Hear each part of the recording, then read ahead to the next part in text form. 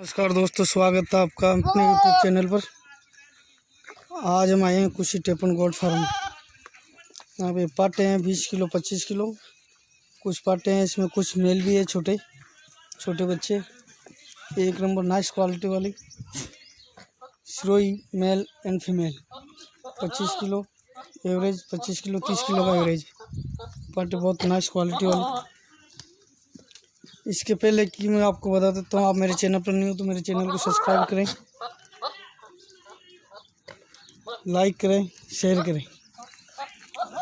अपना फार्म है अजमेर से 15 किलोमीटर दूरी पे पुष्कर,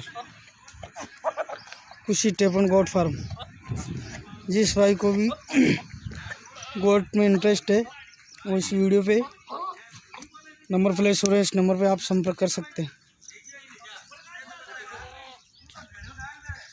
ये अपना अभी लोड 40 पाटे हैं, एक नंबर नाइस क्वालिटी वाली। देख,